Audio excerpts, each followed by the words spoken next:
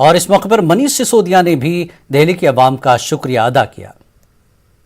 दिल्ली की जनता ने बता दिया कि अगर ये सेमीफाइनल था तो फाइनल का नतीजा क्या होने वाला है, ये भी जान लेता।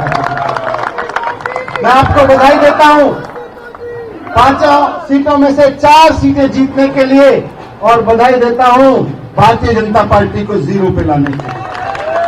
आज आपने ये साबित कराया है कि भारतीय जनता पार्टी भले ही 15 साल से बीजेपी की राजनीति में लगातार टिकी हुई है, लेकिन भारतीय जनता पार्टी का भी सूपड़ा साफ हो सकता है।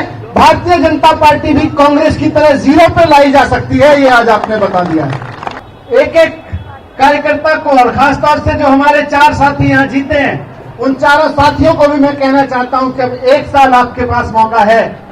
1 साल में ऐसा काम करो कि 1 साल बाद जब दोबारा चुनाव हो रहे हो और आप वोट मांगने जाएं तो लोग कहें हमने तो एक साल पहले ही आपको चुन लिया था, दोबारा वोट मांगने की जरूरत नहीं। दोबारा